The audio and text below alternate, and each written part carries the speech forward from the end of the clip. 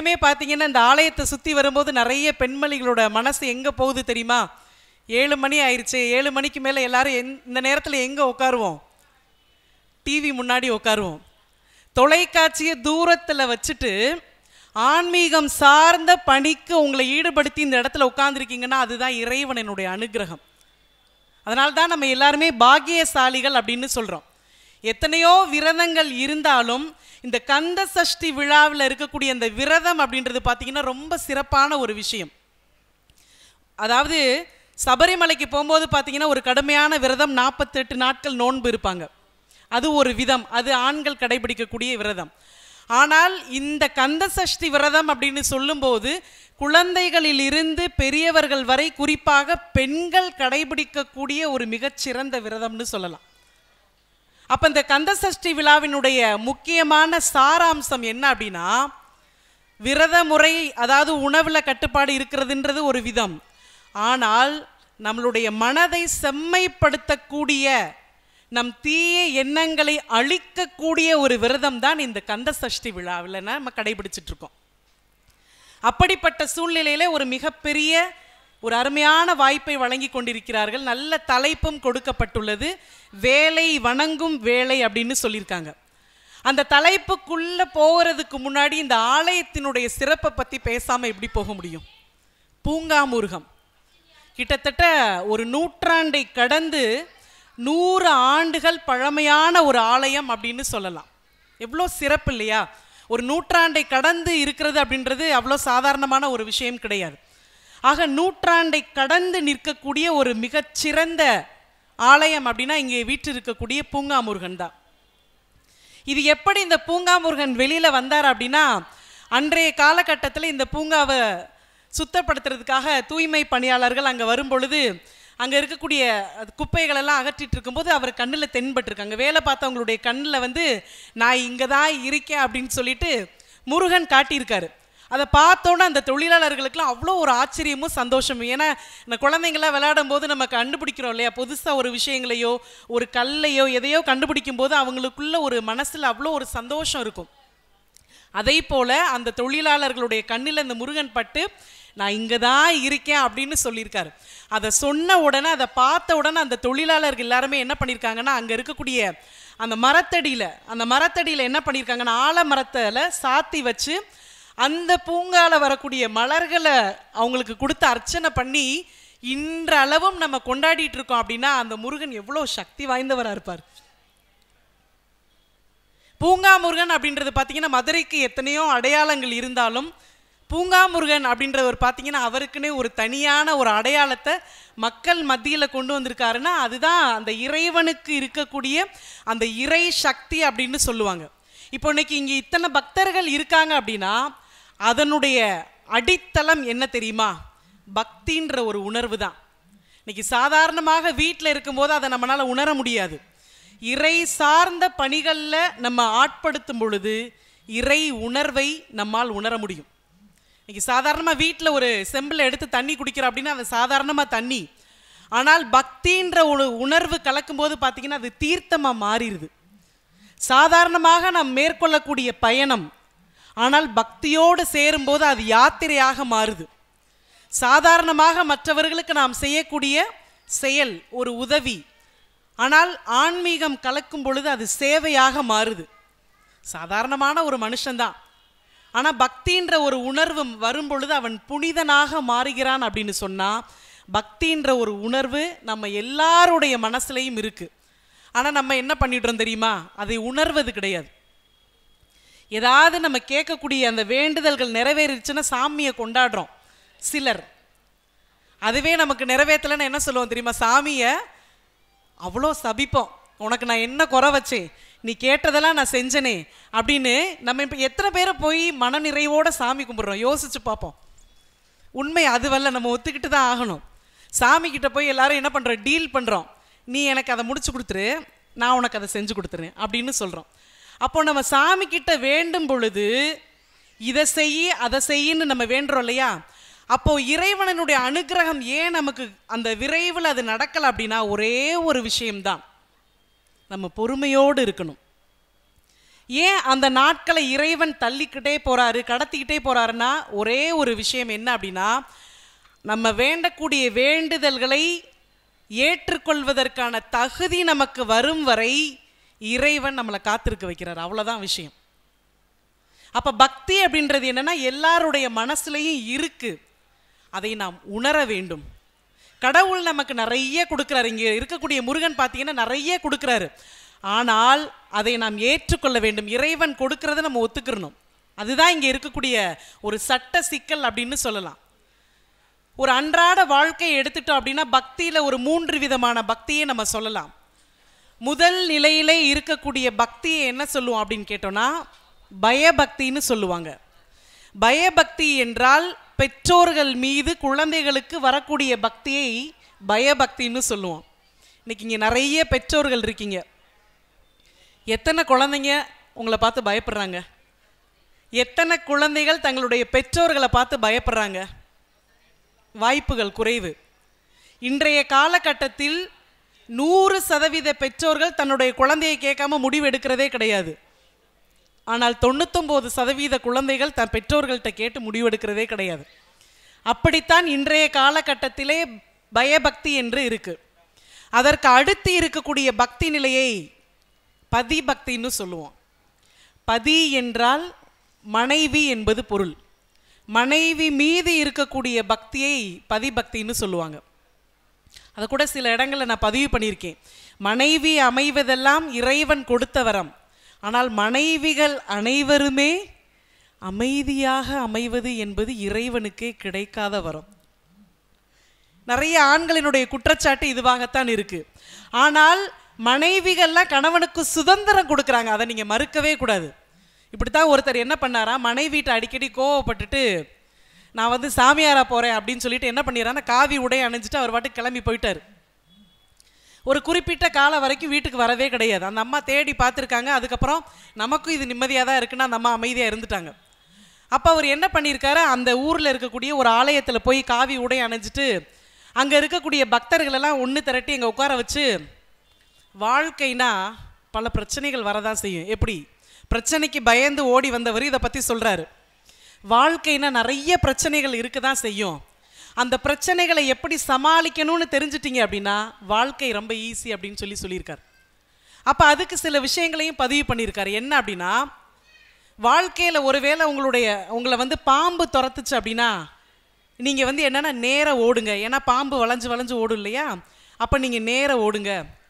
ஒருவேளை யானை உங்களை துரத்துச்சு அப்படின்னா நீங்கள் வளைஞ்சு ஓடுங்க. ஏன்னா யானை நேராக தான் ஓடும். ஒருவேளை நாய் உங்களை துரத்துச்சு அப்படின்னா நீங்கள் ஓடாமல் அப்படின்னு நின்றுங்க அப்படின்னு நிறைய விஷயங்களை பதிவு பண்ணியிருக்காரு. அப்போ இந்த கூட்டத்திலேருந்து ஒருத்தர் என்ன செஞ்சுருக்காரு, ஐயா எனக்கு ஒரு சந்தேகம் அப்படின்னு கையை தூக்கியிருக்காரு.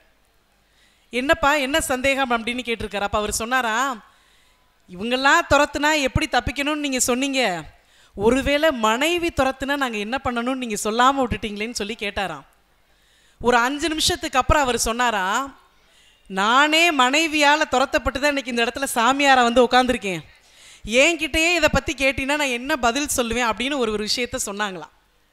இதில் நம்ம சிந்திக்கக்கூடிய ஒரு விஷயம் என்னன்னா, கணவன் குடும்பத்தை விட்டு சாமியாராக வெளியில் போகிறதுக்கான வாய்ப்புகள் உங்களுக்கு குடும்பத்தில் வழங்கப்பட்டிருக்கு, மனைவி கொடுத்துருக்காங்க. ஆனால் அதே வாய்ப்பை வீட்டில் இருக்கக்கூடிய ஒவ்வொரு பெண்களுக்கும் கொடுத்தீங்கன்னா வீட்டில் ஒரு பெண்கள் கூட இருக்க மாட்டாங்க. அதுதான் நிதர்சனமான உண்மை. ஆக இப்படிப்பட்ட பக்தியை நாம் பதிபக்தி அப்படின்னு சொல்லுவோம். 3ஆம் நிலையில் இருக்கக்கூடிய பக்தியை குரு பக்தின்னு சொல்லுவாங்க. ஆசிரியர்கள் மீது வரக்கூடிய பக்தியை குரு பக்தி அப்படின்னு சொல்வது வழக்கம். நான் ஒரு கல்லூரியில் பேராசிரியராக இருக்கேன். இது உனக்கு ஒரு பெரிய சவாலான ஒரு விஷயம். என்ன அப்படின்னா, இன்றைக்கி எந்த குழந்தைகளுமே என்ன பண்ண மாட்டாங்க, ஆசிரியர்களை பார்த்து பயப்படுறதே கிடையாது. இன்றைக்கி அவங்க கேட்கக்கூடிய கேள்விகளுக்கு நம்மளால் பதில் சொல்ல முடியல. அத்தனை கேள்விகளும் சொல்கிறாங்க. முன்னாடி இருக்கக்கூடிய காலகட்டத்தில் பார்த்தீங்கன்னா மாதா பிதா குரு தெய்வம் அப்படின்ற ஒரு வாசகம் இருந்தது. ஆனால் இன்றைக்கி கிடையாது, மாற்றிட்டாங்க எல்லாத்தையுமே. மாணவர்கள் மாதா பிதா கூகுள் தெய்வமாக மாறிடுச்சு. அது ஏன்னு கேட்டோம்னா அதுக்கு அவங்களே ஒரு பதில் சொல்கிறாங்க. உங்ககிட்ட எல்லாம் நாங்கள் கேள்விகள் கேட்டோன்னா நாளைக்கு நான் ஃப்ரீயாக இருக்கும்போது வா, அதுக்கு பதில் சொல்கிறேன். அல்லது கொஞ்ச நேரம் நான் ரெஸ்ட்டாக இருக்கும்போது வான்னு நீங்கள் சொல்லி எங்களை போக சொல்லிடுறீங்க. ஆனால் எத்தனை கேள்விகளையும் எத்தனை முறை நான் கேட்டாலும் சலிக்காமல் எனக்கு பதில் சொல்கிறதுக்கு கூகுள்னால் மட்டும்தான் முடியும். அதனால தான் மாதா பிதா கூகுள் தெய்வம்னு சொல்லக்கூடிய நிலையிலே குரு பக்தி இன்னைக்கு இருக்குது. அப்போ இது மாதிரியான பக்தியை தான் நாம் அன்றாட வாழ்க்கையில் கடந்து செல்கிறோம். அதை விடுத்து நம்ம சொல்லக்கூடிய நாம் கடைபிடிக்கக்கூடிய பக்தியினுடைய சாராம்சம் என்ன தெரியுமா? உள் உணர்வு. அதனால்தான் வேலை வணங்கும் வேலை. எப்போது இந்த வேலவனை நாம் தரிசிக்க நினைக்கிறோமோ, உள் அன்போடு நம்ம நினைக்கிறோமோ 100% அவருடைய அனுகிரகம் நமக்கு இருக்குன்றதுல எந்த விதமான மாற்று கருத்தும் கிடையாது. இந்த ஆலயத்தினுடைய சிறப்பை பற்றி நம்ம பேசணும். முருகன் மட்டுமல்ல, இங்கே இருக்கக்கூடிய துர்க்கை அம்மனாக இருக்கட்டும். பார்த்தீங்கன்னா துர்க்கை அம்மனுக்கு எப்போவுமே ஒரு சிறப்பு ஒன்று இருக்கும். இந்த ராகு காலத்தில் பூஜை பண்ணக்கூடிய ஒரு அம்மன் யார் அப்படின்னு கேட்டிங்கன்னா துர்க்கை அம்மன் தான். பெரும்பாலும் பெண்கள் இந்த வேலைகளை செய்வதுண்டு. ஏன்னா பிரச்சனைகள் அவங்களுக்கு தான் அதிகமாக இருக்கும். ஆனால் இப்போ பார்த்தீங்கன்னா நிறைய ஆண்கள், இந்த கல்யாணம் ஆகாத பசங்கள்லாம் பார்த்தீங்கன்னா ராகு காலத்தில் என்ன பண்ணுறாங்க, விளக்கு போட ஆரம்பிச்சிட்டாங்க. அப்போ இந்த ராகு காலத்துக்கு உகந்த தெய்வமாக நம்ம பார்க்கக்கூடியது துர்க்கை அம்மன். வீட்டில் இருக்கக்கூடிய கஷ்டங்களை போக்குறதுக்கு உகந்த தெய்வமாக இங்கே இருக்கக்கூடிய துர்க்கை அம்மனை நம்ம சொல்லலாம். அதோடு பார்த்தீங்க அப்படின்னா கால பைரவர். இந்த நேரம் சரியில்லாத சமயத்துலலாம் என்ன பண்ணுவீங்கன்னா கால பைரவருக்கு தேங்காயில் விளக்கு போடணும், வெண்பூசணியில் விளக்கு போடணும்னு சொல்லிட்டு ஒரு ஐதீகம் உண்டு. தேய்பிறைகளில் வரக்கூடிய அஷ்டமியில் பைரவரை நம்ம வழிபட்டோம் அப்படின்னா நம்ம வீட்டில் இருக்கக்கூடிய கஷ்டங்கள் நீங்கி நம்மளுடைய குறைகள் எல்லாமே நிவர்த்தி ஆகும் அப்படின்றதுக்கான ஒரு சிறப்பு உண்டு. அப்படிப்பட்ட சன்னதியுமே இந்த ஆலயத்திலே நாம் கிடைக்க பெற்றிருக்கிறோம். அதற்கு அடுத்து இருக்கக்கூடிய கல்விக்கு கடைக்கண்ணாக விளங்கக்கூடிய தட்சிணாமூர்த்தி. குரு பிரம்மா குரு விஷ்ணு குருதேவோ மகேஸ்வரக குரு சாக்ஷாத் பரபிரம்மா தஸ்மை ஸ்ரீ குருவே நமகன்னு சொல்லிட்டு இன்னைக்கு ஸ்கூலில் படிக்கக்கூடிய குழந்தைகளாக இருந்தாலும் சரி, அல்லது கல்லூரியில் படிக்கக்கூடிய சில மாணவர்கள் என்ன பண்ணுறாங்கன்னா கல்வி கடவுள் அப்படின்னு சொல்லிட்டு வணங்கக்கூடிய ஒரு தெய்வம் யார் அப்படின்னு கேட்டிங்கன்னா தட்சிணாமூர்த்தி தான். தட்சிணாமூர்த்தியினுடைய சன்னதியுமே இந்த ஆலயத்தில் உண்டு. அதற்கு அடுத்து பார்த்தோம் அப்படின்னா 18 சித்தர்கள்.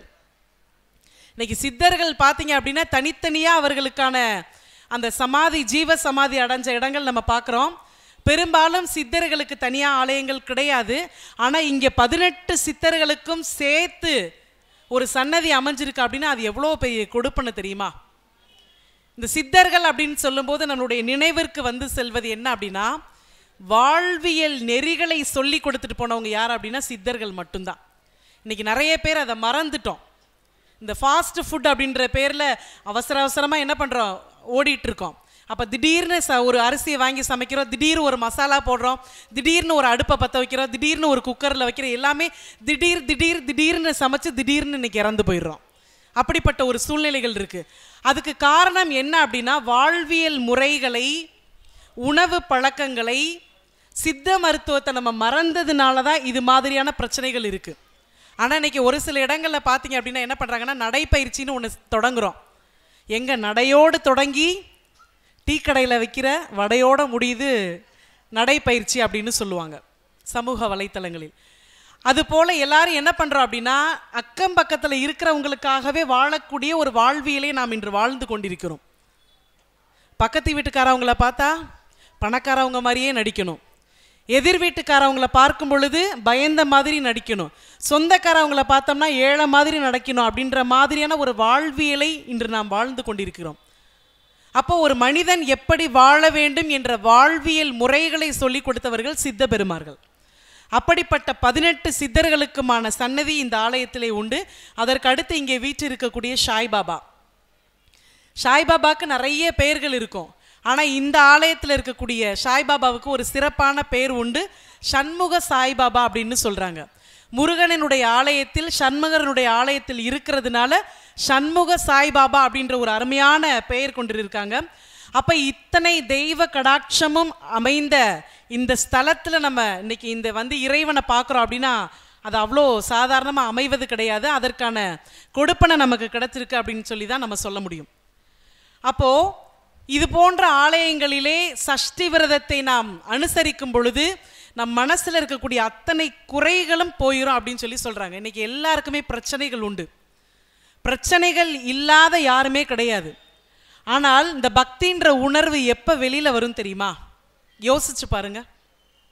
பக்தின்ற உணர்வு எப்போ வெளியில் வரும்னா, எப்போ நமக்கு தீராத பிரச்சனைகள் வருதோ, தாங்க முடியாத பிரச்சனைகள் வருதோ, அப்போ தான் நம்ம இறைவனையே யோசிப்போம்.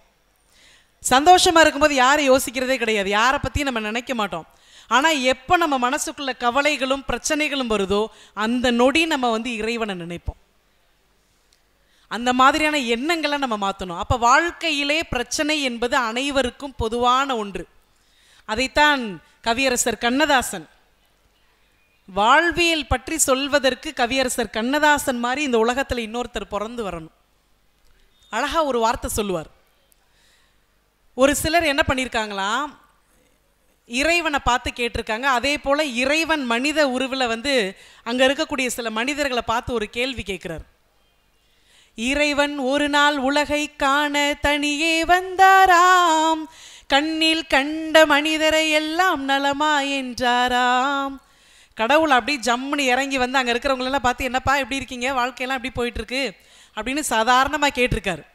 அதுக்கு ஒருத்தர் சொல்லியிருக்காரு, வாழ்க்கைனா என்னன்னு கேட்டதுக்கு அவருடைய பதில், ஒரு மனிதன் வாழ்வை இனிமை என்றான், ஒரு மனிதன் அதுவே கொடுமை என்றான்.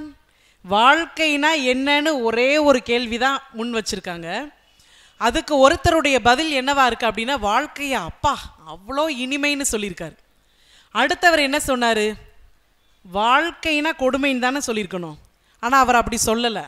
அவர் என்ன சொல்லியிருக்காரு, அதுவே கொடுமைன்னு சொல்லியிருக்காரு. வாழ்க்கை யாருக்கு இனிமையாக இருக்கிறதோ அதே வாழ்க்கை மற்றவருக்கு கொடுமையாக இருக்குன்றதை தான் கவியரசர் கண்ணதாசன் அழகா சொல்லியிருக்காரு. அப்போ வாழ்க்கை என்பது அனைவருக்குமே பொதுவான ஒரு விஷயம். அதை நாம் எந்த எண்ணத்தில் எந்த கண்ணோட்டத்தில் நாம் பார்க்கிறோம் என்பதில் தான் அங்கே சிக்கல். இதை கேட்ட உடனே படைத்தவருக்கு சிரிப்பு வந்துருச்சு. என்னடா அது, வாழ்க்கைன்றது எல்லாத்துக்கும் சமமாக தானே நான் படைச்சேன், அவனை கேட்டால் அவன் இனிமைன்னு சொல்கிறான், இவனை கேட்டால் இவன் கொடுமைன்னு சொல்கிறான் அப்படின்னு சொன்ன பிறகு இறைவனுடைய வரிகளாக கவியரசர் கண்ணதாசன் சொல்கிறாரு, இங்கே இருக்கக்கூடிய வாழ்க்கையிலே பிரச்சனைக்கு காரணம் என்ன தெரியுமா, நீங்கள் தான். அதாவது மனிதர்களாகி நீங்கள் தான் இத்தனைக்கு காரணம், நான்லாம் கிடையாதுப்பா அப்படின்னு சொல்லிட்டு அவர் எஸ்கேப் ஆயிட்டார். கள்ளம் இல்லா பிள்ளை உள்ளம் நான் தந்தது. உங்களை படைக்கும் போது எந்த கள்ளம் கபடமும் இல்லாமல் தானே நான் படைச்சேன். அப்போ பிரச்சனை யார் கொடுத்தது? காசும் பணமும் ஆசையும் இங்கே யார் தந்தது? நீனா தானே சம்பாரிச்ச, நீனா தானே ஆசையை வளர்த்துக்கிட்ட. அப்போ பிரச்சனைக்கான காரணம் நான் இல்லை, நீதான் அப்படின்ற ஒரு விஷயத்தை அழகாக கவியரசர் கண்ணதாசன் பதிவு பண்ணார். அப்போ இறைவனை நம்ம வேண்டதுக்கு முன்னாடி பிரச்சனையோட தான் நம்ம போகிறோம். அப்போ இறைவன் நமக்கு உடனே அந்த அனுகிரகத்தை கொடுத்துறாரா, உடனே நம்மளுடைய வேண்டுதலை நமக்கு கொடுத்துறாரா அப்படின்னா நிச்சயமாக கிடையாது. அதற்கான கால அவகாசத்தை நமக்கு கொடுக்குறார். இதை நம்ம செய்யலாமா வேண்டாமா, இதனால என்ன விளைவுகள் வரும், இதனால என்ன நன்மைகள் இருக்குன்னு சொல்லி மனிதனாகிய நாம் நம்மை பற்றி சிந்திப்பதற்கான அந்த கால அவகாசத்தை இறைவன் நமக்கு கொடுக்கறதுனால தான் அந்த நேரம் எடுத்துக்கிறது அப்படின்னு சொல்கிறாங்க. அதை நம்ம விரும்புறது கிடையாது. ஆனால் பெரும்பாலும் பார்த்தீங்கன்னா இப்போ ஆலயத்துக்கு வரும்போதே இப்போ என்னுடைய யூடியூப் சேனலில் கூட இதை நான் பதிவு பண்ணியிருக்கேன். அதாவது என்னென்னா, இப்போ ஆலயத்துக்கு உள்ளே வரும்போது பார்த்தீங்கன்னா எல்லோரும் என்ன பண்ணுவாங்கன்னா, கூட்டமாக இருந்தாலே நமக்கு ஒரு படபடப்பு வந்துடும். அப்போ எல்லோரும் என்ன பண்ணுவாங்க, இந்த விஐபி தரிசனம்னு சொல்லிட்டு ஒரு ஸ்கீம் ஒன்று இருக்கும், சில இடங்களில் அது உண்டு.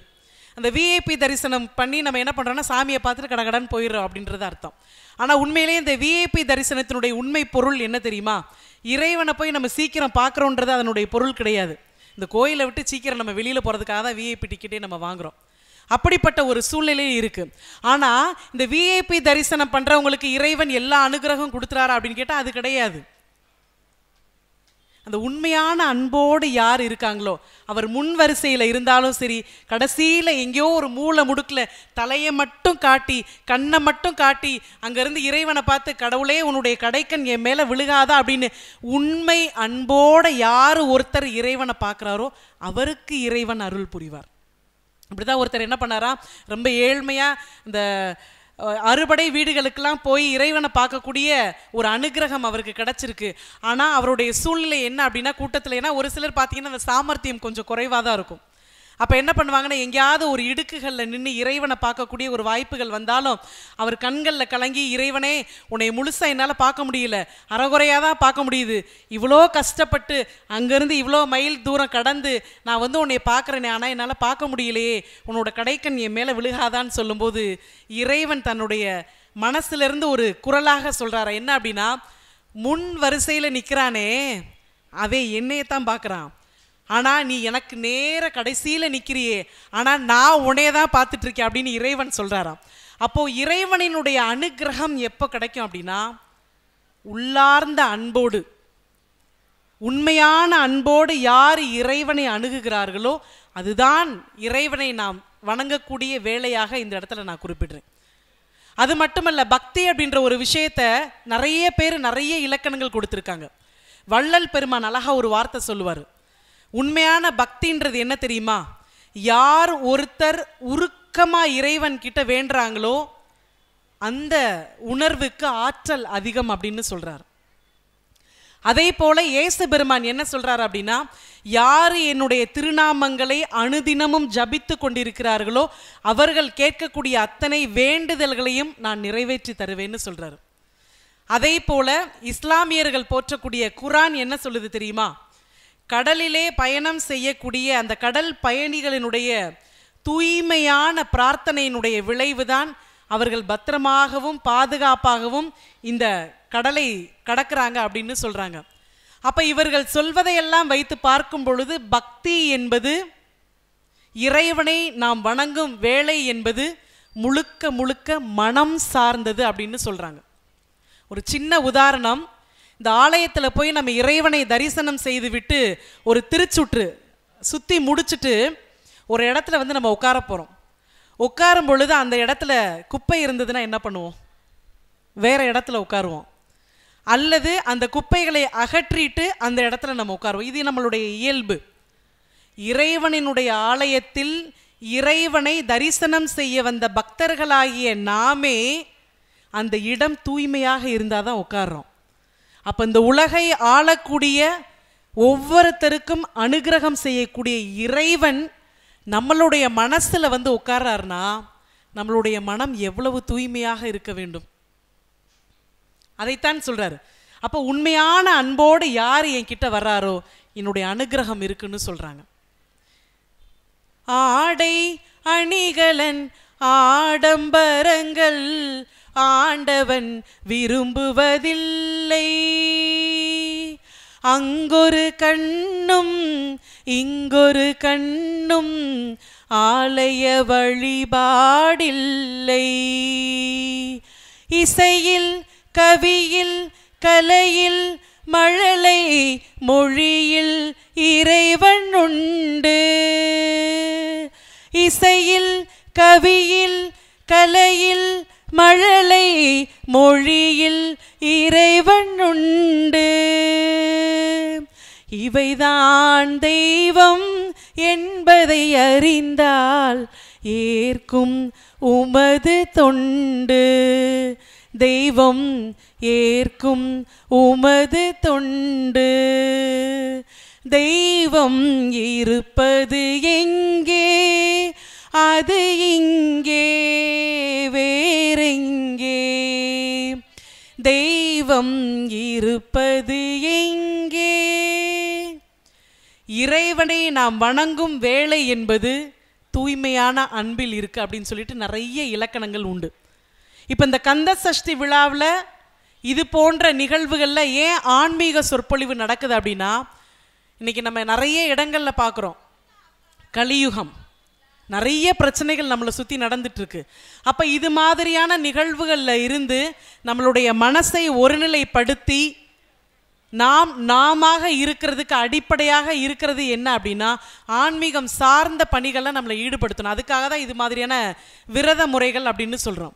அப்போ இந்த கந்த சஷ்டி விழாவில் பார்த்தீங்க அப்படின்னா தொடர்ந்து 6 நாட்கள் நாம் பேசுறதுக்கான, இறைவனை நம்ம ஜெபிக்கக்கூடிய, இறைவனை நாம் வணங்கக்கூடிய, இறைவனினுடைய திருநாமங்களை நாம் போற்றக்கூடிய ஒரு நிகழ்வாக இருக்கு 6 நாட்கள். இந்த 6 நாட்கள் அப்படின்றது பார்த்தீங்க அப்படின்னா, அதாவது ஐப்பசி மாதத்தில் வரக்கூடிய அமாவாசைக்கு அடுத்து இருக்கக்கூடிய அந்த நாட்களை தான் வந்து நாம் இந்த இடத்துல அனுசரித்து கொண்டிருக்கிறோம். அதாவது பிரதமை, பிரிதியை, திருதியை, சதுர்த்தி, பஞ்சமி, ஷஷ்டி, சப்தமி அப்படின்னு சொல்லக்கூடிய இந்த 6 நாட்களிலே நாம் சஷ்டி விரதத்தை நம்ம அனுசரிச்சுட்டு இருக்கோம். இந்த சஷ்டி அப்படின்னு சொல்லும்போது பார்த்தீங்கன்னா இதுக்குன்னு ஒரு வரலாறு இருக்குது. அதாவது காசிபர் முனிவர் அப்படின்னு ஒருத்தவங்க, அவருடைய இணையர் மாயை அப்படின்னு சொல்லக்கூடிய ஒரு அசுரகுல பெண், இவர்களுக்கு மகனாக பிறக்கக்கூடியவர் தான் சூரபத்மன் அப்படின்னு சொல்கிறோம். அம்மா என்ன சொல்கிறாங்க, அம்மா மாயை என்ன சொல்கிறாங்கன்னா, நீ நல்ல கடுமையான தவம் இருந்த அப்படின்னா இறைவன் நீ கேட்கக்கூடிய எல்லா வரங்களையும் உனக்கு கொடுப்பாரு அப்படின்னு சொல்லி சொல்கிறாங்க. உடனே இந்த சூரபத்மன் என்ன பண்ணுறாருன்னா, கடுமையான தவம் இருந்து நிறைய விரதங்கள் இருந்து இறைவனுடைய அனுகிரகம் கிடைக்கிறதுக்காக வேண்டுறாரு.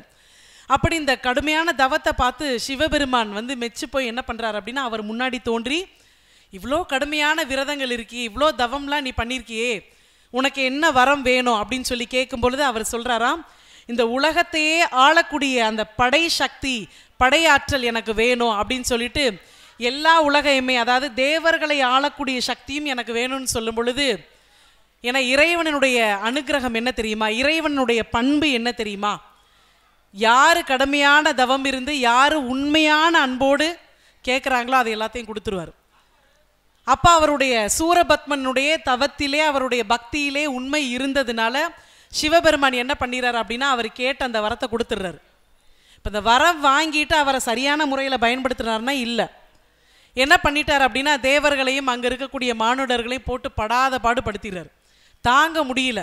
அங்கே இருந்தவங்கெல்லாம் கதறிக்கிட்டு என்ன பண்ணியிருக்காரு அப்படின்னா, எல்லாத்துக்கும் எப்படி கல்லூரியில் ஹெச்ஓடின்னு சொல்லுவோம் இல்லையா, அதே போல் எல்லா தெய்வங்களுக்கும் ஒரு முதன்மையான தெய்வமாக சிவபெருமான் இருக்கார். அப்போ சிவபெருமான் கிட்ட போய் இந்த மாதிரியே சில விஷயங்களை சொல்லியிருக்காரு, இவர் ரொம்ப படுத்துறாரு, எங்களால் தாங்க முடியல அப்படின்னு சொல்லியிருக்காங்க. ஏன்னா இந்திரனுடைய மகனையும் போட்டு ரொம்ப பாடாப்படுத்தி சிறையில் அடைச்சிடுறாரு.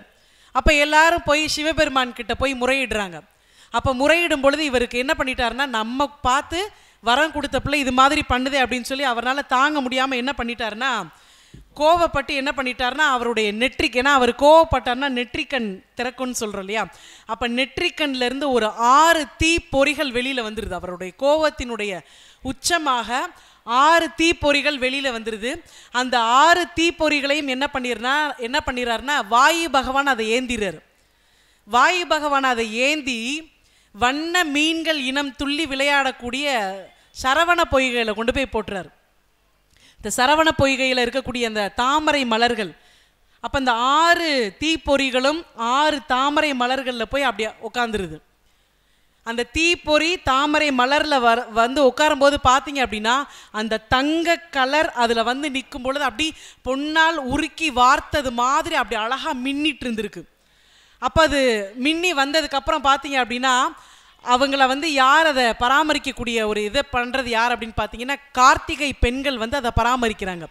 அதற்கு முன்னாடி என்ன பண்ணுறாங்க அப்படின்னா, சிவபெருமானுடைய சக்தியால் உதித்த அந்த 6 தீப்பொறிகளையும் அவருடைய அன்னையாக விளங்கக்கூடிய பார்வதி தேவி என்ன பண்ணுறாங்க அப்படின்னா, இது என்னுடைய குழந்தை தான் அப்படின்னு சொல்லிட்டு அந்த 6 மலர்களையும் ஒரு சேர சேர்த்து என்ன பண்ணுறாங்க அப்படின்னா, தன்னுடைய குழந்தையாக பாவிக்கும் பொழுது பார்த்தீங்க அப்படின்னா அது எல்லாம் சேர்ந்து ஒரே திருமேனியாக வரும் பொழுது பார்த்தீங்க அப்படின்னா 6 முகங்கள் கொண்டு 12 கரங்கள் கொண்டு ஒரு திரு உருவமாக முருகப்பெருமானாக காட்சியளிக்கிறார். எவ்வளோ ஒரு சிறப்பான ஒரு விஷயம். தந்தை உருவாக்கிய அந்த ஒரு சூரபத்மனை மகன் வதம் செய்வதற்காக உதிக்கிறான் அப்படின்னா அதுதான் போற்றுதலுக்குரிய ஒரு சக்தி அப்படின்னு சொல்கிறாங்க. ஆனால் இதில் நம்ம சிந்திக்கக்கூடிய ஒரு விஷயம், இந்த சூரபத்மனை வதம் செய்வதற்காக உதித்தவர் தான் முருகன் அப்படின்னு சொல்கிறோம். ஆனால் உண்மையிலேயே அவர் வதம் செய்தாரா? வதம் செய்கிறதுக்காக தான் அவருடைய பிறப்பு. ஆனால் அவர் வதம் செய்தாரா அப்படின்னு கேட்டிங்கன்னா நிச்சயமாக கிடையாது. முருகனுக்கு நிறைய பெயர் உண்டு. கந்தா, கடம்பா, கதிர்வேலா, கார்த்திகேயா அப்படின்னு நிறைய பெயர்கள் சொன்னாலும் அவர் 100% பொருந்தக்கூடிய ஒரு பொருள் என்ன தெரியுமா? கருணை கடவுள் அப்படின்னு சொல்லுவோம். ஏன் அவரை கருணை கடவுள் அப்படின்னு சொல்கிறோன்னா, பகைவருக்கும் அருள் வழங்குபவர் தான் முருகப்பெருமான். அதாவது சூரபத்மனை வதம் செய்வதற்காக வந்தார். ஆனால் அவர் சூரபத்மனை வதம் செய்யலை, அதற்கு பதிலாக என்ன பண்ணார் தெரியுமா? அவர்களை மன்னித்து அருள் வழங்கி அந்த சூரபத்மனை என்ன பண்ணார் அப்படின்னா தன்னுடைய மயில் வாகனமாகவும் சேவல் கொடியாகவும் மாற்றியிருக்கார். அப்படின்னா அதுதான் முருகனுக்கு இருக்கக்கூடிய அந்த பக்தியினுடைய தன்மை அப்படின்னு சொல்லுவாங்க. அதனால்தான் நாம் எல்லாருமே அவரை வந்து கருணை கடவுள் அப்படின்னு சொல்கிறோம். நம்மள நிறைய பேருக்கு பார்த்தீங்க அப்படின்னா இந்த முருகப்பெருமானுடைய அந்த வேண்டுதலுக்கு நம்ம கொடுக்கக்கூடிய அந்த வேண்டுதல்கள் என்ன தெரியுமா? முதல் திருமணம் ஆகணும் அப்படின்னு சொல்லுவோம். அந்த திருமணம் ஆனவங்க என்ன பண்ணுவாங்க அப்படின்னா இறைவனை இந்த சஷ்டி விரதம் இருக்கிறதுக்கு என்ன சொல்லுவாங்க அப்படின்னா குழந்தை வரம் வேண்டி அவர்கிட்ட நம்ம வேண்டுவோம். ஆக திருமண தடையாக இருந்தாலும் சரி, குழந்தை பாக்கியமாக இருந்தாலும் சரி, கேட்ட அந்த ஒரு வருடத்திலேயே அருளக்கூடிய சக்தி நிச்சயமாக முருகப்பெருமானுக்கு மட்டும்தான் உண்டு. அதை நிறைய பேர் உணர்ந்திருப்பாங்க. அதனால தான் பார்த்தீங்க அப்படின்னா தன்னுடைய குழந்தைகளுக்கு பார்த்தீங்கன்னா சஷ்டி விரதம் இருந்ததுக்கப்புறம் அந்த குழந்தை பிறந்ததுக்கப்புறம் முருகனுடைய பெயர்கள் இந்த ஊரில் பார்த்தீங்க அப்படின்னா நம்ம ஒரு புள்ளி விவரம் எடுத்த அப்படின்னா அதிகபட்சம் ஆண்கள் பார்த்தீங்கன்னா முருகனுடைய திருப்பெயர்களால் தான் அவங்கள கூப்பிடுவாங்க. காரணம் என்ன அப்படின்னா அவங்க எல்லாருமே சஷ்டி விரதத்தினால முருகனினுடைய அருளால் பிறந்த குழந்தைகளாக தான் நிச்சயமாக இருப்பாங்க. அப்போ இறைவன் இல்லாத இடமே எங்கேயுமே கிடையாது. நம்மளை சுற்றி எல்லா இடத்துலையுமே இறைவன் இருக்கார். அது இந்த முருக கடவுள் மட்டும் இல்லை. இப்போ இறைவன் அப்படின்றவர் வந்து பார்த்தீங்க அப்படின்னா ஒரு புள்ளியில் உதித்தவர் தான். அதை நாம் எந்த நோக்கோடு பார்க்கிறோம் அப்படின்றதுல தான் இறைவன் நம்மளை சுற்றி இருக்கிறாங்க அப்படின்னு சொல்லுவாங்க. ஒரு சின்ன உதாரணம், ஒரு சமயம் என்ன பண்ணியிருக்காரு ஆதிசங்கரர், நீங்கள் கேள்விப்பட்டிருப்பீங்க. ஆதிசங்கரர் என்ன பண்ணியிருக்காரு, அங்கே இருக்கக்கூடிய அந்த புனித நதியில் காலையில் குளிச்சுட்டு அந்த படிகளில் ஏறி வந்திருக்கார்.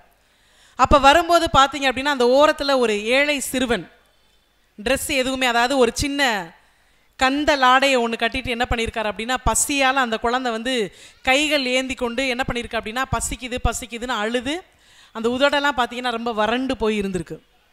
அப்போ என்ன பண்ணியிருக்குன்னா அந்த குழந்தைக்கு வந்து பசின்னு சொல்லும்போது ஆதிசங்கரர் அதை பார்த்தோன்னா ஐயோ இந்த குழந்தைக்கு பசிக்குதுன்னு சொல்கிறானே அப்படின்னு சொல்லிட்டு மடப்பள்ளியில் அவங்களுக்கு கொடுக்கக்கூடிய அந்த உணவை என்ன பண்ணியிருக்காருன்னா அந்த குழந்தையோட கையில் கொடுத்து, தம்பி இது வந்து நீ வெளியில் போய் யாரும் பார்க்காத இடத்துல போய் நீ இதை சாப்பிடு, நீ இங்கே இருந்து சாப்பிட்டீன்னா நான் தான் கொடுத்தேன்னு எல்லாத்துக்கும் தெரிஞ்சு போயிடும், அதனால நீ யாரும் பார்க்காத இடத்துல போய் இதை நீ சாப்பிடுன்னு சொல்லிட்டு அவர் கிளம்பி வந்துட்டார். திரும்ப மாலை அதே அந்த நதிக்கரையில் போய் நீராடுறதுக்காக ஆதிசங்கரர் போயிருக்காரு. அதே இடத்தில் அதே சிறுவன் இன்னும் கொஞ்சம் சோர்வா வறண்ட உதடுகளோடு கண்கள்லாம் அப்படி உள்ளே போய் கையெல்லாம் இன்னும் நடுங்கிட்டு அவர் கொடுத்த அந்த உணவு பொட்டலத்தை கையில் வச்சுக்கிட்டே நின்றுருக்கார். இதை பார்த்தோன்னே ஆதிசங்கரருக்கு கொஞ்சம் கோபம். பசிக்குதுன்னு சொன்னதுனால தானே என் கையில் இருந்த உணவை உன் கையில் கொடுத்து நான் சாப்பிட சொன்னேன், அப்புறம் காலையிலேருந்து சாயந்தரம் வரைக்கும் அந்த உணவை ஏன் நீ சாப்பிடலன்னு சொல்லி அவர் கோவப்பட்டிருக்கார். அவர் கோவப்பட்டோன்னே அந்த குழந்தை சொன்னதான், ஐயா நீங்கள் சொன்னதெல்லாம் சரிதான், இந்த உணவு பொட்டலத்தில் நீங்கள் என்கிட்ட கொடுத்தீங்க, நான் அதை ஒத்துக்கிறேன், ஆனால் அதை கொடுக்கும்போது நீங்கள் ஒரு வார்த்தை சொன்னீங்க இல்லையா, அதனால தான் நான் இன்னும் சாப்பிடாமல் இருக்கேன் அப்படின்னு அந்த குழந்தை சொன்னதான். இவர் யோசிச்சிருக்கார், நான் என்ன சொல்லி கொடுத்தேன்னு சொல்லும்போது, ஐயா இந்த உணவை கொடுத்துட்டு நீங்கள் சொன்னீங்க யாருமே பார்க்காத இடத்துல போய் இதை நீ சாப்பிட அப்படின்னு சொல்லி சொன்னீங்க, ஆனால் என்னை சுற்றி எல்லா இடத்துலையுமே எம்பெருமான் இருக்கானே, நான் எங்கே போய் சாப்பிட்றதுன்னு அந்த குழந்தை கேட்டதான். அவ்வளோ பெரிய ஞானியினுடைய கண்களை திறந்தது அந்த ஏழை சிறுவன் அன்னைக்கு. அப்போ இறைவன் நம்மளை சுற்றி எல்லா இடத்திலும் இருக்காரு அப்படின்ற ஒரு விஷயத்தை அந்த இடத்துல அந்த ஏழை சிறுவன் அவ்வளோ பெரிய ஞானிக்கு சொல்லியிருக்காரு. அப்படின்னா பக்தி என்பது உயர்ந்தவர் தாழ்ந்தவர் ஏழை பணக்காரர் படித்தவர் படிக்காதவர்ன்ற அதை பார்த்து வர்றதே கிடையாது. இறைவன் மீது நம்ம வைக்கிற அன்பை போலதான் இறைவன் நம்ம மீதும் அன்பு வச்சிருக்கார். அதை நாம் உணர்ந்து கொள்ள வேண்டும். அதுதான் நாம் இறைவனை வணங்கக்கூடிய வேலை. இன்னைக்கு இறைவன் ஒரு சில இடங்களில் பார்த்தீங்க அப்படின்னா எல்லாரும் அந்த ஆலயத்துக்கு உள்ளே போய் இறைவனை பார்க்கறதுக்கான வாய்ப்புகள் கிடைக்கிறது இல்லை. அதற்காகத்தான் என்ன பண்ணுறாங்க தெரியுமா, வருஷத்துக்கு ஒரு தடவை பிரமோற்சவம் என்ற பேரில், திருவிழா என்ற பேரில் என்ன பண்ணுவாங்க, இறைவனை தேர்பவனியோடு அப்படி வந்து நம்மளை சுற்றி அப்படி என்ன பண்ணுவாங்க, தேரில் அப்படி சுற்றி சுற்றி வந்து ஏழை எளியோர்கள் எல்லாத்தையும் பார்க்கக்கூடிய அந்த ஒரு கொடுப்பனை நமக்கு கிடைக்கிது. அப்படின்னா இறைவன் நம்மளை பார்க்க வர்றாரு. ஒரு சமயம் என்ன பண்ணியிருக்காங்க அப்படின்னா, அந்த காசிக்கு போகும்போது ஒரு வழக்கம் உண்டு. காசிக்கு போனால் என்ன பண்ணுவாங்கன்னா ஒரு ஐதீகம் உண்டு. அதாவது நமக்கு ரொம்ப பிடிச்ச ஒரு விஷயத்தை விட்டுறணும்னு சொல்லுவாங்க. இன்னைக்கு பெரியவங்க எல்லாத்துக்கும் தெரிஞ்சிருக்குன்னு நினைக்கிறேன். அப்படித்தான் ஒருத்தர் என்ன பண்ணாரா, காசிக்கு தான் மனைவியோட ரொம்ப சந்தோஷமாக கிளம்பி போயிருக்கார். அப்படி காசிக்கு கிளம்பி போகும்போது பார்த்தீங்கன்னா சந்தோஷமாக போனார். திரும்ப வரும்போது பார்த்தீங்கன்னா அதை விட சந்தோஷமாக வந்திருக்கார். ஏன்னா மனைவி அங்கேயே விட்டுட்டு வந்துட்டார். அப்போ அங்கே இருந்தவங்கலாம் கேட்டிருக்காங்க, ஏன் இப்படி மனைவியை விட்டுட்டு வந்தீங்க அப்படின்னா, எனக்கு என்னுடைய மனைவியை ரொம்ப பிடிக்கும், காசிக்கு போனால் ரொம்ப பிடிச்ச ஒரு விஷயத்தை ஒரு பொருளை விட்டுட்டு வாங்கன்னு சொன்னதுனால என்னுடைய மனைவியை நான் விட்டுட்டு வந்துட்டேன் அப்படின்னு சொல்லி சொன்னாராம். அப்போ இது மாதிரியான சில விஷயங்கள் உண்டு. அப்போ காசி அப்படின்னு சொல்லும்போது பார்த்தீங்கன்னா நம்மளுடைய நினைவுக்கு வருவது காசி விஸ்வநாதர் தான். இப்போ காசி விஸ்வநாதர் ஒரு சமயம் என்ன பண்ணியிருக்காராம், எத்தனை காலத்துக்கு தான், அதாவது இறைவன் நம்ம மேலே வைக்கக்கூடிய அன்பு அப்படின்றதுக்காக இந்த உதாரணத்தை அந்த இடத்துல நான் பதிவு பண்ணுறேன். அப்போ ஒரு சமயம் என்ன பண்ணியிருக்காரா, காசி விஸ்வநாதர் எத்தனை நாளைக்கு தான் பக்தர்கள் நம்மளை பார்க்க வருவாங்க, ஒரு மாற்றத்துக்கு நம்மையே போய் பக்தர்களை பார்க்கக்கூடாது அப்படின்னு சொல்லிட்டு என்ன பண்ணியிருக்காங்கன்னா, மாறு வேடத்தில், ஏன்னா காசி விஸ்வநாதனா போகிறான், மக்கள் என்ன மாதிரி நடந்துக்குருவாங்கன்னு தெரியலன்றதுக்காக அவர் என்ன பண்ணியிருக்காராம், ஒரு அந்தனர் மாதிரி ஒரு காவி உடை அணிந்து ஒரு வயதான தோற்றத்தோடு அந்த பக்கத்தில் வந்திருக்கார். ஒரு குறிப்பிட்ட நேரம் அந்த பகுதியை சுற்றி வந்ததுக்கப்புறம் பார்த்தீங்கன்னா அவருக்கு ரொம்ப பசிக்க ஆரம்பிச்சிருச்சு. அப்போது வசதி படைத்தவர்கள் இருக்கக்கூடிய அந்த பகுதிக்கு போய் அவர் என்ன பண்ணியிருக்காரு அப்படின்னா, பசிக்குதுன்னு சொல்லி கதவை தட்டியிருக்கார். அப்போ கதவை தட்டும்போது பார்த்தீங்க அப்படின்னா எந்த கதவுகளும் திறக்கப்படலை, கதவை யாருமே திறக்கலை. அவருக்கு கொஞ்சம் வருத்தம், என்னடா இது பசிக்குதுன்னு சொல்கிறோமே, நமக்கு யாருமே சாப்பாடு கொடுக்கலைன்னு சொல்லிட்டு மறுபடியும் என்ன பண்ணியிருக்காரு, நடுத்தர வாசிகளும் ஏழை மக்களும் வசிக்கக்கூடிய அதே பகுதிகளுக்கு போய் திரும்ப கதவை தட்டியிருக்கார். அங்கே ஒரு சில கதவுகள் திறக்கப்பட்டது, ஆனால் உணவு எதுவும் வழங்கப்படவில்லை. அவருக்கு கொஞ்சம் கோபம் அதிகமாயிருச்சு, என்னடா இது நம்ம பசிக்குதுன்னு சொல்கிறோம், நமக்கு சாப்பாடே கொடுக்கலையேன்னு சொல்லிட்டு கொஞ்சம் வருத்தத்தோடு என்ன பண்ணியிருக்காருன்னா, அங்கே இருக்கக்கூடிய அந்த நதிக்கரை 4-5 படிகள் இருக்குல்லையே, அந்த படியில் போய் உட்காந்துருக்கார். அந்த படிகளில் உட்காந்துருக்கும் பொழுது பார்த்தீங்க அப்படின்னா அவர் உட்காந்துருக்கிற படியிலேருந்து ஒரு 4-5 படிகள் கீழே வயதில் முதிர்ந்த ஒரு முதியவர், பார்க்கறதுக்கே அருவருப்பாக இருக்கக்கூடியவர், ஏன்னா அவருக்கு தொழுநோய். அப்போ தொழுநோயால் பாதிக்கப்பட்ட ஒரு முதியவர் பார்க்கறதுக்கு அருவருப்பாக, அவர் பக்கத்தில் யாருமே போக மாட்டாங்க. அப்படி ஒரு முதியவர் என்ன பண்ணியிருக்காருன்னா கையில் 2 உணவு பொட்டலத்தை வச்சுட்டு உட்காந்துட்டு இருக்கார்.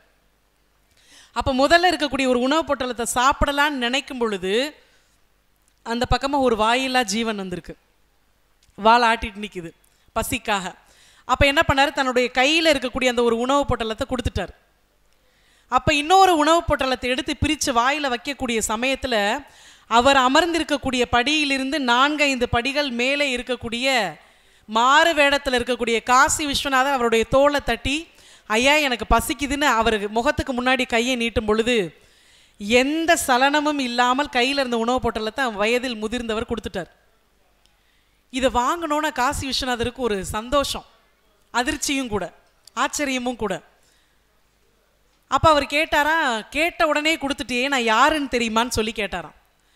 அதுக்கு அந்த முதியவர் சொன்னார், எனக்கு யாருன்னு தெரியும்னு சொன்னாராம். இப்போ அவருக்கு இன்னும் அதிர்ச்சி அதிகமாயிருச்சு. அப்போ திரும்ப கேட்டாரா, எங்க நீ சொல்லு நான் யார் அப்படின்னு கேட்டாராம். அதுக்கு அவர் ரொம்ப இயல்பாக ஒரு வார்த்தை சொன்னார், நீ தான் காசி விஸ்வநாதர் அப்படின்னு சொன்னாராம். உடனே காசி விஸ்வநாதர் கேட்டாரா, எதை வச்சு நான் தான் காசி விஸ்வநாதர்னு நீ சொல்கிறேன்னு சொன்னதுக்கு அந்த முதியவர் சொன்னாராம், இதே பகுதியிலே ரொம்ப வருஷமாக நான் இந்த இடத்துல இருக்கேன், என்னுடைய உருவத்தை பார்த்து என்னை பார்த்து எல்லாரும் அருவருப்பப்பட்டு என் பக்கத்தில் இது வரைக்கும் யாரும் ஒருத்தர் கூட வந்ததே கிடையாது, என்கிட்ட யாரும் வாங்கி சாப்பிட்டது கிடையாது. அப்படிப்பட்ட சூழ்நிலையிலே சக மனிதனை போல என்னையும் சக மனிதனாக நினச்சி என் கையில் இருந்து உணவு பொட்டலத்தில் வாங்கி சாப்பிடக்கூடிய பண்பு அன்பு காசி விஸ்வநாதனான ஒன்றை தவிர இந்த உலகத்தில் யாருனால முடியும்னு ஒரு விஷயத்தை பதிவு பண்ணாராம். அதுதான் உண்மையான பக்தி. இறைவன் நம்மளை எப்படி நினைக்கிறாரு, இறைவனினுடைய அன்பு நம்ம கிட்ட எப்படி இருக்குன்றதை நாம் புரிந்து கொள்ள வேண்டும் என்பதற்காகத்தான் இந்த உதாரணம். அப்போ வேலை வணங்கும் வேலை என்றால் நம்ம எப்போதுமே எப்போ இறைவனை யோசிக்கிறோம் அப்படின்னா ஒரே ஒரு விஷயம் தான், நம்ம ஏற்கனவே பதிவு பண்ணதான், பிரச்சனை வரும்போது நினைக்கிறோம். ஆனால் இந்த பிரச்சனை வரும்போது நம்ம நினைக்கிறோம் தான். அப்போ ஆலயத்துக்குள்ளே வந்ததுக்கு அப்புறமா நம்ம பேசாமல் இருக்கோமா? கிடையாது. வீட்டில் சிலிண்டர் ஆஃப் பண்ணிட்டு வந்தோமா என்னன்னு தெரியல, 8 மணி ஆயிடுச்சே, மாமியாருக்கு போய் சாப்பாடு கொடுக்கணும், மாமனாருக்கு மாத்திரை கொடுக்கணும் அப்படின்னு நம்மளுடைய சிந்தனைகள் போகுது.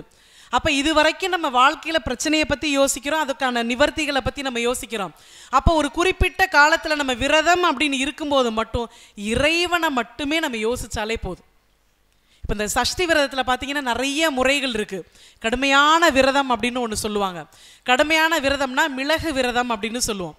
அப்போ அந்த சஷ்டி விரதத்தில் அந்த 6 நாட்கள் என்ன பண்ணுவாங்க அப்படின்னா, முதல் நாளில் 1 மிளகு எடுத்துப்பாங்க, 2ஆம் நாளில் 2 மிளகு எடுத்துப்பாங்க, இதே மாதிரி 3ஆம் நாளில் 3 மிளகு, 4, 5, 6ன்னு சொல்லி 6 விரதமும் 6 நாட்களிலுமே பார்த்தீங்கன்னா மிளகு எடுத்துக்கிட்டு தண்ணி குடிச்சுக்கிடுவோம். இதை வந்து ரொம்ப கடுமையான விரதம் அப்படின்னு சொல்லுவோம். பெரும்பாலும் இந்த மிளகு விரதம் கடைபிடிப்பவர்கள் என்ன பண்ணுவாங்கன்னா, அந்த அறுபடை வீடுகளை ஏதாவது ஒரு படை வீடுகளில் போய் என்ன பண்ணுவாங்கன்னா அங்கே தங்கி அந்த திருக்கல்யாணத்துக்கு முடிச்சுட்டு திரும்புவாங்க. ஒரு சிலர் பார்த்தீங்கன்னா சூரசம்ஹாரம் முடிச்சதுக்கப்புறம் அவங்களோட ஊருக்கு திரும்புவாங்க. இது இயல்பாக நடக்கக்கூடிய ஒரு விஷயம். அதுக்கு அடுத்து பார்த்தீங்க அப்படின்னா 2ஆம், அதாவது தண்ணி மட்டுமே ஒரு சிலர் குடிப்பாங்க, அது ஒரு விதமான விரதம். அதுக்கு அடுத்து இருக்கக்கூடிய அதை வந்து என்ன சொல்லுவாங்கன்னா நிர்ஜல உபவாசம் அப்படின்னு சொல்லுவாங்க. அதாவது நிர்ஜல அப்படின்றது என்னன்னா தண்ணி இல்லாமல், தண்ணி கூட இல்லாமல் இருக்கக்கூடிய விரதத்தை வந்து என்ன சொல்லுவாங்கன்னா நிர்ஜல உபவாசம் அப்படின்னு சொல்லுவாங்க. அதுவும் ரொம்ப கடுமையான விரதம் தான். ஆனால் இன்றைக்கி ஒரு சிலர்னால அந்த மாதிரியான விரத முறையை கடைபிடிக்க முடியாது. காரணம் என்ன அப்படின்னு பார்த்தீங்கன்னா, நம்ம எந்த அளவுக்கு சாப்பிட்றோமோ அதே அளவுக்கு இன்றைக்கி மாத்திரை சாப்பிட்டுக்கிட்டு இருக்கோம். கலர் கலராக முட்டாயை சாப்பிட ஆரம்பித்த வாழ்க்கை இன்றைக்கி கலர் கலராக மாத்திரையில் போய் முடியக்கூடிய நிலையில் இன்றைக்கி இருக்குது. அப்படிப்பட்ட ஒரு சூழ்நிலையிலே இன்றைக்கி வந்து உணவை வந்து நம்ம ஒரு வேளையை வந்து நம்ம ஸ்கிப் பண்ணுறோம், அதை விடுத்து நம்ம போகிறோம் அப்படின்னா உடல் சூழ்நிலையை பொறுத்து நம்ம அதுக்கு ஏற்ற மாதிரி மாற்றிக்கிறலாம். ஒரு சிலர் பார்த்தீங்க அப்படின்னா மதியம் ஒரு வேளை மட்டும் சாப்பிட்டுப்பாங்க, ஒரு சிலர் பார்த்தீங்கன்னா பழம் மட்டும் சாப்பிட்டுப்பாங்க. அப்போ நம்மளுடைய உடல்நிலையை பொறுத்து அதுக்கேற்ற மாதிரி நம்ம சூழ்நிலைகளை மாற்றிக்கக்கூடிய வாய்ப்புகளை நம்ம வந்து ஏற்படுத்திக்கலாம் அப்படின்னு சொல்லுவாங்க. இப்படித்தான் ஒருத்தர் என்ன பண்ணாங்கன்னா, பழம் மட்டும்தான் நான் சாப்பிடுவேங்கும்போது எனக்கு பெரிய ஆச்சரியமாக இருந்தது. எப்படி ஒரே ஒரு பழம் மட்டும் நீங்கள் சாப்பிட்டீங்க, அதிலே உங்களுக்கு பசிலாம் தீர்ந்துருச்சுன்னா நான் ஒரே ஒரு பலாப்பழம் மட்டும்தான் சாப்பிட்டேன் அப்படின்னு சொல்லி சொன்னாங்க. அப்போ இது மாதிரியான சில சூழ்நிலைகள் இருக்குது. அப்போது நம்மளுடைய உடல்நிலைக்கு ஏற்ற மாதிரி விரதங்களை நாம் மாற்றி அமைத்து கொள்ளலாம் அப்படின்னு சொல்லி சொல்கிறாங்க. இப்போ இந்த விரத நாட்களில் பார்த்தீங்க அப்படின்னா எதற்காக நாம் சாப்பிடாமல் இருக்கணும் அப்படின்னா, ஒரே ஒரு அறிவியல் பூர்வமான உண்மை என்ன தெரியுமா, நம்மளுடைய உள் உறுப்புகளுக்கு நாம் ஓய்வு கொடுக்க வேண்டும். உள் உறுப்புகளுக்கு நம்ம என்னைக்கு ஓய்வு கொடுக்குறோம் யோசிச்சு பார்த்தா? ஆனால் நம்ம கரெக்டாக நம்ம சரிவிகித உணவு எடுத்துக்கிறோமா அப்படின்றது பார்த்தீங்கன்னா அதுக்கும் சந்தேகம்தான். ஆனால் என்ன பண்ணுறோம் அப்படின்னா, அவசர கால சூழ்நிலையில் கிடைக்கக்கூடிய எல்லாத்தையுமே சாப்பிட்டோம், அதுதான் பிரச்சனை. இன்றைக்கி இந்த ஃபாஸ்ட் ஃபுட், ஜங்க் ஃபுட் அப்படின்னு சொல்கிறோம் பார்த்தீங்களா, அதை நம்ம எல்லாத்தையுமே தாறுமாறாக எடுத்துக்கிறதுனால நிறைய பிரச்சனைகள் வருது. அப்போ நம்மளுடைய உள் உறுப்புகளுக்கு பெரும்பாலும் நம்ம ஓய்வு கொடுக்கறது கிடையாது. அப்போ இந்த விரத நாட்களில் உண்ணாமை நம்ம இருக்கிறோம் அப்படின்னா அதனுடைய பொருள், அறிவியல் சார்ந்த உண்மை என்னவென்றால், நம்மளுடைய உள் உணர்வுகளுக்கு, உள் உறுப்புகளுக்கு நாம் ஓய்வு கொடுக்க வேண்டும் அப்படின்னு சொல்லி சொல்கிறாங்க. இது ஒரு ரகம். அதற்கு அடுத்து இந்த விரதத்தினுடைய முக்கியமான அம்சம் என்னவென்றால், நாம் இருக்கக்கூடிய விரதம் என்பது உடலுக்கு அல்ல, நம் மனதிற்கு. மனதை ஒருநிலைப்படுத்த வேண்டும், அதை தான் சொன்னேன். அப்போ மனதை ஒருநிலைப்படுத்துறதுக்காக தான் நம்ம இருக்கக்கூடிய இந்த 6 நாட்களுமே இறைவனைத்தான் நம்ம யோசிக்கணும், அவரைத்தான் நம்ம நேசிக்கணும் அப்படின்னு சொல்லி சொல்கிறாங்க. ஏன் அப்படின்னா நம்மளுடைய சிந்தனைகள் வந்து மாறுறதுக்கான வாய்ப்புகள் இருக்குது. குறிப்பாக பார்த்தீங்கன்னா இந்த விரத நாட்களில் தூங்கவே கூடாதுன்னு சொல்லுவோம், ஆனால் அன்னைக்கு தான் நமக்கு அப்படி தூக்கம் வரும். பார்த்துருக்கீங்களா? அதே போல் விரதத்தில் வந்து நம்ம வந்து மாமிசம் சாப்பிடக்கூடாதுன்னு சொல்லுவோம். அப்போ தான் நம்ம வீட்டை கிராஸ் பண்ணி போகும்போது பார்த்தீங்க அப்படின்னா அந்த பாய் கடையில் போடக்கூடிய பிரியாணியோட வாசனை நமக்கு அப்படி இருக்கும். அப்போது இதெல்லாம் எதற்காக அப்படின்னா நம்மளுடைய மனதை செம்மைப்படுத்துறதுக்காக கொடுக்கக்கூடிய சின்ன சின்ன தேர்வு அப்படின்னு சொல்லி சொல்லலாம். அப்போ மனதை ஆள்வது தான் பக்தி. அப்போ தான் நம்ம இறைவனை வந்து முழுமையாக அடைய முடியும். அதைத்தான் வாரியார் சுவாமிகள், இந்த இடத்துல பார்த்தீங்கன்னா வாரியாருடைய சிலை ரொம்ப அழகாக இங்கே கொடுத்துருக்காங்க, இங்கே வச்சுருக்காங்க. அதை நான் போன வருஷம் பேசி முடித்ததுக்கு அப்புறம் தான் அதை வந்து நான் பார்க்கக்கூடிய ஒரு சூழ்நிலை அமைந்தது. அப்போ அந்த வாரியார் சுவாமிகள் பார்த்தீங்கன்னா பக்தி அப்படின்றது வந்து மனம் சார்ந்ததுன்றதுக்கு அழகாக ஒரு இலக்கணம் கொடுத்துருக்கார். இந்த பக்தி அப்படின்றது என்னென்னா மனம் சார்ந்தது, உள்ளமாகிய வயலில், அதை அழகாக சொல்லுவார். உள்ளமாகிய வயலில் ஆணவம் எனும் காட்டை அழித்து அகங்காரம் எனும் கல்லை பிளந்து அப்படின்னு சொல்லுவார். அதாவது உள்ளமாகிய வயலில், இந்த உள்ளம் என்பது வயலோடு ஒப்பிடுறார். நம்மளுடைய உள்ளம் என்பது வயலுக்கு சமம். அப்போ அதை நம்ம செம்மைப்படுத்துகிறோம், அப்போ நம்மளுடைய மனசை செம்மைப்படுத்தணும் அப்படின்றத சொல்கிறாரு. அப்போ உள்ளமாகிய வயலில், அப்போ உள்ளம் அப்படின்றத வயலுன்னு சொல்லியாச்சா. அதுக்கப்புறம் என்ன சொல்கிறாருன்னா, ஆணவம் எனும் காட்டை அழித்து, இந்த மனசுக்குள்ள நமக்கு தான் எல்லாம் தெரியும் அப்படின்னு சொல்லிட்டு ஒரு சிலருக்கு சில எண்ணங்கள் இருக்கும், தீய எண்ணங்கள். அப்போ அது மாதிரியான அந்த ஆணவத்தை நாம் அழிக்க வேண்டும். அதைத்தான் ஆணவம் எனும் காட்டை அழித்து. மூன்றாவதாக ஒரு விஷயத்தை சொல்றார். என்ன அப்படின்னா, அகங்காரம் எனும் கல்லை பிளந்து. அகங்காரம் அப்படின்றது பார்த்தீங்க அப்படின்னா, அது சின்னதாக துவங்கும் போதே அதை நம்ம சரி பண்ணிடணும். அது மண்ணாக தோன்றும் போதே அதை நம்ம சரி பண்ணணும். இல்லை அப்படின்னா அது பெரிய பாறையாக வரும். அதனால தான் என்ன சொல்றாங்க, அகங்காரம் எனும் கல்லை பிளந்து. அப்போ மனம், உள்ளம் அப்படின்ற வயல் தயாராகிவிட்டது. அந்த வயலில் இருக்கக்கூடிய கலையைத்தான் கல், அதாவது காடு அப்படின்னு சொல்றாங்க. அதற்கு அடுத்து அங்கே இருக்கக்கூடிய சின்ன சின்ன கற்களை நாம் எடுக்க வேண்டும். அதைத்தான் அகங்காரம் எனும் கல்லை பிளந்து அப்படின்னு சொல்றாங்க. இதெல்லாம் முடிஞ்சதுக்கு அப்புறம் நம்ம என்ன பண்ணணும், விதை போடணும் இல்லையா. அப்போ மௌனம் எனும் வித்தை விதைத்து. உலகத்திலே ரொம்ப கஷ்டமான ஒரு விஷயம் என்ன தெரியுமா, அமைதியா இருக்கிறது. அதுல இந்த மௌன விரதம்லாம் எப்படி தான் இருக்காங்கன்னே தெரியல. என்னைக்கு பெண்கள் மௌன விரதம் இருக்காங்களோ அன்னைக்கு தான் வீட்டில் இருக்கக்கூடிய எல்லா உறவினர்களும் வருவாங்க. மாமியார், சின்ன மாமியார் எல்லாமே வருவாங்க. நாத்தனார் அவங்க நாத்தனாரை கூட்டிக்கிட்டு வீட்டுக்கு வருவாங்க. அப்போ எப்படி நம்ம அமைதியாக இருக்க முடியும்? வாய்ப்பு இல்லை ராஜா. அப்போ மௌனம் அப்படின்றது பார்த்தீங்க அப்படின்னா மனிதனுடைய மிகப்பெரிய சக்தி மௌனம்தான். ஆனால் அதை கடைபிடிக்கிறது மிகப்பெரிய சவால் அப்படின்னே சொல்லலாம். அப்போ மௌனம் எனும் வித்தை விதைத்து, இந்த வயலில் மௌனம் அப்படின்ற ஒரு விதையை போட்டாச்சு. தண்ணி ஊற்றணும் இல்லையா. அப்போ தண்ணின்றது என்னது, அன்பு எனும் நீரை பாய்ச்சி, அன்புன்ற தண்ணியை தெளிச்சாச்சு. அப்போ ஒரு குறிப்பிட்ட காலகட்டத்துக்கு அப்புறம் என்ன ஆகும் அப்படின்னா, அதெல்லாம் அறுவடைக்கு தயாராகி அப்படி விளைஞ்சு நிற்கிது. அப்படி விளைஞ்சு நிற்கும் போது பார்த்தீங்க அப்படின்னா நம்ம போனோன்னா அதை அறுவடை பண்ணி எடுத்துட முடியுமா? விளைச்சல் வந்ததுக்கப்புறம் பார்த்தீங்க அப்படின்னா அதை கொத்திட்டு போகிறதுக்கு சில பறவைகள்லாம் வரும். அப்போ அந்த பறவையை என்ன சொல்கிறாரு அப்படின்னா, காமம், குரோதம், மதம், மாச்சரியம், ஆணவம், கண். அப்போ இது மாதிரியான அந்த தீய எண்ணங்கள் எல்லாமே பறவைகள் மாறி வந்து அங்கே விளைஞ்சு நிற்கக்கூடிய பயிர்களை கொத்திட்டு போகும்போது வரும். அப்போ பக்தர்களாகிய நாம் என்ன செய்ய வேண்டும் என்றால், இறைவனினுடைய திருநாமம் என்ற கல்லை விட்ட எரியணுமா. எரிந்த பிறகு மிச்சம் அந்த வயலில் என்ன இருக்கோ அதுதான் நம் மனதில் விளையக்கூடிய பக்தின்னு சொல்லிட்டு வாரியார் சுவாமிகள் பக்திக்கான இலக்கணத்தை ரொம்ப அழகாக பதிவு பண்ணியிருப்பாங்க. அப்போ இறைவனுடைய திருநாமத்தை நம்ம சொல்லிகிட்டே இருக்கும்போது, அதாவது சொல்லணுன்றது கூட சில சமயங்களில் கிடையாது, மனசில் நினச்சாலே போதும் இறைவன் நம்மக்கிட்ட வந்து நிற்பார்.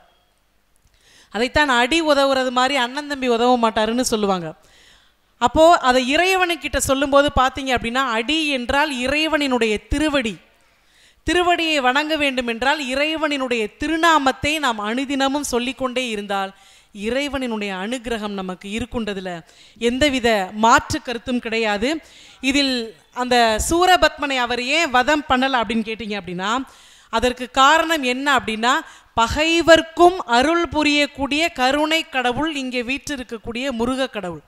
அதனால்தான் அவங்களுக்கு மன்னிப்பு அப்படின்ற ஒரு விஷயத்தை சொல்லி அவரை மன்னிச்சு என்ன பண்ணிட்டார் அப்படின்னா, அவருக்கு அருள் செய்து அவருடைய வாகனமாகவும் அவருடைய கொடியாகவும் மாற்றி தான் கூடவே வச்சிருக்கக்கூடிய ஒரு அருமையான ஒரு கடவுள் யார் அப்படின்னு கேட்டிங்கன்னா முருக கடவுள் தான். அப்போ இந்த முருகனை வணங்கக்கூடிய இந்த வேளையிலே பக்தர்களாகிய நம் மனதில் இருக்கக்கூடிய தீய எண்ணங்களை நாம் அகற்ற வேண்டும் அப்படின்ற ஒரே ஒரு விஷயத்தோட நான் நிறைவு செய்கிறேன். அதாவது சூரபத்மன் அப்படின்னு சொல்கிறோம் இல்லையா, சூரன் என்றால் இந்த இடத்துல பார்த்தீங்கன்னா 3 மாதிரி, இங்கே சூரசம்ஹாரம் நடக்கும்போது பார்த்தீங்க அப்படின்னா 3 ரூபத்தில் சூரன் வருவார். அந்த 3 ரூபத்தையும் அழிக்கக்கூடிய கடவுளாக இந்த இடத்துல முருகன் நமக்கு வந்து அருள் புரிவார். அதில் வரக்கூடிய அந்த முதல் ரூபம் என்ன அப்படின்னு கேட்டிங்கன்னா ஆணவ ரூபம் அப்படின்னு சொல்லுவோம். அந்த ஆணவ ரூபம் தான் பார்த்தீங்கன்னா சூரபத்மன் அப்படின்னு சொல்கிறாங்க. அதாவது மனிதர்களுடைய மனதில் இருக்கக்கூடிய அந்த ஆணவத்தை அழிக்கக்கூடிய அந்த ரூபத்தை தான் ஆணவ ரூபம் அப்படின்னு சொல்லுவாங்க. அதற்கு அடுத்து இருக்கக்கூடிய கண்மம் அப்படின்னு சொல்லுவாங்க. அதாவது சிங்க முகத்தில் ஒரு அசுரன் மாதிரி, ஒரு அரக்கன் மாதிரி அந்த சூரபத்மன் வருவார். அதைத்தான் கண்ம ரூபன் அப்படின்னு சொல்லுவாங்க. அதற்கு அடுத்து இருக்கக்கூடிய மாயை, அதை என்ன சொல்லுவாங்க அப்படின்னா தார்காசுரன் அப்படின்னு சொல்லுவாங்க. அப்போ நமக்கு மனசில் இருக்கக்கூடிய மாயை அப்படின்னு சொல்லுவாங்க. அப்போ நம்ம தேவையில்லாத சில விஷயங்களை நம்மளாக கற்பனை பண்ணி இல்லாத ஒரு விஷயத்தை இருக்கிற மாதிரி நினச்சி நம்ம மனசில் பல குழப்பங்களை உண்டாக்கக்கூடிய அந்த தீய எண்ணங்களை அகற்றக்கூடியது தான் சஷ்டியிலே நாம் கடைபிடிக்கக்கூடிய இந்த விரதத்திலே ஒரு மனிதனை செம்மைப்படுத்தக்கூடிய ஒரு விரதம் என்னவென்றால் சஷ்டி தான். இப்போ ஒரு வருஷத்தில் பார்த்தீங்க அப்படின்னா 24 சஷ்டி வரும். 12 வளர்பிறையிலே வரக்கூடிய சக்தி, 12 தேய்பிறையிலே வரக்கூடிய சஷ்டி. அப்போ இந்த 24ஐயும் நம்ம ஒரு விரதமாக கடைபிடிக்கிறது கிடையாது. ஐப்பசி மாதத்திலே வரக்கூடிய அமாவாசைக்கு அடுத்து வரக்கூடிய அந்த சஷ்டியை தான் நம்ம இந்த 6 நாட்கள் நாம் கடைபிடித்து கொண்டிருக்கிறோம். இந்த சஷ்டியினுடைய அந்த ஆழம் என்னவென்றால் வேண்டிய வரங்களை மனமுருகி வேண்டக்கூடிய பக்தர்களுக்கு அருள்பாலிக்கக்கூடிய ஒரு தெய்வமாக இங்கே முருகப்பெருமான் வீற்றிருக்கிறார். அவர் குழந்தை தான், தமிழ் கடவுள். அவரை பார்க்கும்போது குழந்தை ரூபத்தில் தான் இருக்கார். ஆனால் தாயுள்ளம் கொண்டவர் யார் அப்படின்னு கேட்டிங்கன்னா நிச்சயமாக முருகப்பெருமான் தான். இன்றைக்கி நிறைய முருகப்பெருமான் பற்றி சொல்லலாம் அப்படின்னு பார்த்தீங்கன்னா அவருடைய வேல். முருகப்பெருமான் இருக்கார் அப்படின்னா அவருடைய வேல் இல்லாமல் எந்த ஆலயத்தையும் நம்மளால் பார்க்க முடியாது. அந்த வேல் நமக்கு ஒரு வாழ்வியல் முறையை நமக்கு சொல்லுது. இப்போ அந்த வேலினுடைய அமைப்பை பார்த்தீங்க அப்படின்னா அந்த மேல் முனை இருக்குது பார்த்தீங்களா, அது ரொம்ப கூர்மையாக இருக்கும். நடுவில் பார்த்தீங்க அப்படின்னா ரொம்ப அகன்று இருக்கும். அடியில் பார்த்தீங்க அப்படின்னா ரொம்ப ஆழமாக இருக்கும். அது ஒரு வாழ்வியல் தத்துவத்தை நமக்கு பதிவு பண்ணுது. என்ன அப்படின்னா மேலே இருக்கக்கூடிய அந்த கூர்மையான பாகம் என்ன சொல்லுது அப்படின்னா ஒரு மனிதன் சிந்திக்கக்கூடிய திறன், அவருடைய எண்ணங்கள் எப்பொழுதுமே கூர்மையாக இருக்க வேண்டும் அப்படின்ற ஒரு தத்துவத்தை சொல்லுது. நடுவிலே இருக்கக்கூடிய அந்த நடு பகுதி அகன்றது என்ன நமக்கு சொல்லி கொடுக்குது அப்படின்னா எந்த விஷயத்தை நாம் தெரிந்து கொண்டாலும் அதை நாம் ஆழ தெரிந்து கொள்ள வேண்டும், பரவலாக அகன்று தெரிந்து கொள்ள வேண்டும் அப்படின்னு சொல்லுது. இன்றைக்கி நிறைய பேர் என்ன நினச்சிட்ருக்கோம் அப்படின்னா நிறைய விஷயங்களை தெரிந்து கொள்வது தான் அறிவு, அதுதான் உண்மையான ஞானம் அப்படின்னு நினைக்கிறோம். ஆனால் உண்மை அதுவல்ல. தெரியாத விஷயத்தை தெரியாது அப்படின்னு சொல்கிறது தான் உண்மையான அறிவு. உண்மை அதுதான். ஒரு சின்ன ஒரு உதாரணம் உங்ககிட்ட சொல்கிறேன். ஒரு அரசவையில் ஒரு குரு என்ன பண்ணியிருக்காரு, அதாவது ஒரு அரசருக்கு எப்போவுமே ஆலோசனை சொல்கிறதுக்கு பார்த்தீங்க அப்படின்னா ஒரு மந்திரி இருப்பார். அப்போ அரசருடைய சந்தேகங்களும் அவருக்கு வழி நடத்துறதுக்காக இது மாதிரி மந்திரிகள் இருக்கும்போது இந்த மந்திரிகிட்ட ஒரு கேள்வி கேட்டுக்கிற, ஒரு சின்ன சாதாரணமான ஒரு கேள்வி. ஒரு மனிதன் இறந்த பிறகு அவனுடைய உடல் என்னவாகும், உயிர் எங்கே போகும் அப்படின்னு ஒரு சின்ன சாதாரணமான கேள்வி தான்.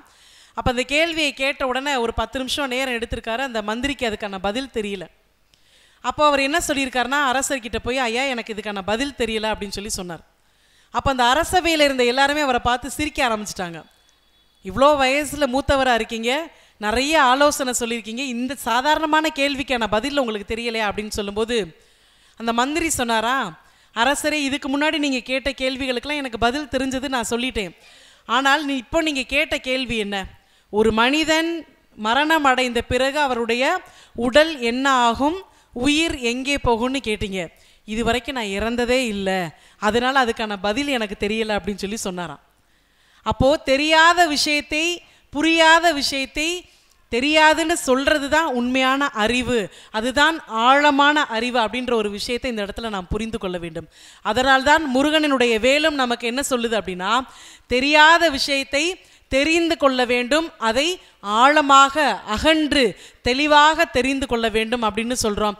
அதற்கு அடுத்து அடியிலே இருக்கக்கூடிய இந்த அடிபாகம் என்ன சொல்லுது அப்படின்னா ஆழ்ந்து கற்க வேண்டும்.